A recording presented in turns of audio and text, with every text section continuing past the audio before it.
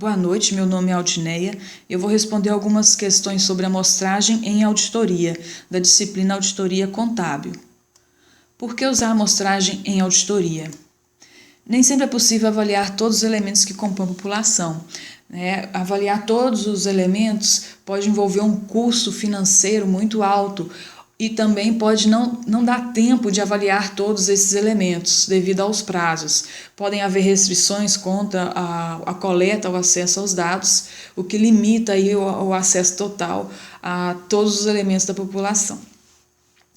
Então, por isso que o auditor utiliza a amostragem, que através da amostra ele consegue extrair características que representam toda a população. Qual a diferença entre amostragem estatística e não estatística? Então, aqui nesse slide tem algumas diferenças entre os dois tipos de amostragem. O primeiro deles é sobre o risco de amostragem. Na amostragem estatística, esse risco ele é mensurado por leis de probabilidade, explicitamente avaliado e controlado, enquanto que na amostragem não estatística não é possível fazer isso. A amostragem estatística ela usa procedimentos estatísticos, enquanto que a não estatística ela não utiliza. E por isso mesmo os custos são menores, porque as pessoas que vão realizar a amostragem elas necessitam menos treinamento do que aquelas que vão utilizar os métodos estatísticos.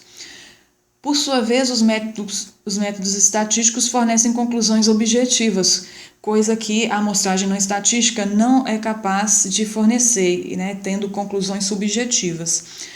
A amostragem não estatística, ela trabalha com uma amostra menor, porque ela é baseada no julgamento do auditor e por isso não requer informatização. A amostragem estatística ela é capaz de trabalhar com a amostragem bem maior, baseada nos cálculos matemáticos, mas para isso ela vai requerer informatização. O que prevêem as normas de auditoria em relação à amostragem? A norma NBC-TA 350 que fala sobre amostragem e auditoria.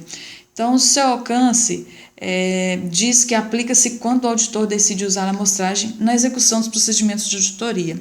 Ela é uma norma complementar à NBC-TA 500, que fala sobre evidência de auditoria. E seu objetivo é proporcionar a base razoável para as conclusões do auditor. Ela também traz uma seção com as principais definições dentro da amostragem em auditoria.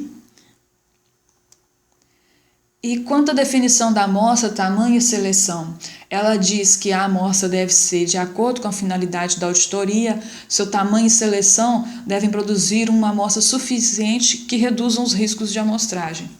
Quanto à execução dos procedimentos de auditoria, a amostra deve ser apropriada à finalidade desses procedimentos e deve considerar desvios de controle previstos. Sobre a natureza e causa de desvios e distorções. Então, a amostra deve possibilitar avaliar os impactos na finalidade do procedimento. Projeção de distorções. Então, através da amostra é possível projetar uma visão mais ampla para toda a população e assim verificar anomalias. Para avaliação do resultado da amostragem e auditoria, então, é possível avaliar o resultado das amostras e proporcionar uma base razoável de conclusões para o auditor. O exemplo de uso de amostragem para a auditoria. Então, neste exemplo, o auditor ele deseja realizar testes de verificação de contas a pagar. E para isso, ele precisa realizar conferências e cálculos, exames documentais, conciliar notas faturas com as contas contábeis. E ele tem um número muito grande de verificações para poder realizar e tem prazo para poder realizar a auditoria. Então, ele determina uma amostra dessas aquisições realizadas e estratifica as amostras por valores.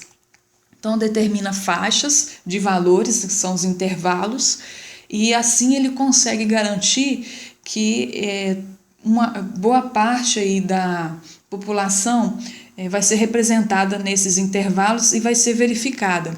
Mesmo que um desses intervalos tenha poucos valores, poucas aquisições realizadas, e E talvez, assim, numa amostra aleatória, ele não conseguiria achar, avaliar esse tipo de aquisição.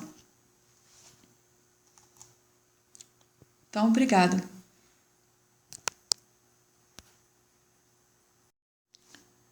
Boa noite, meu nome é Altineia.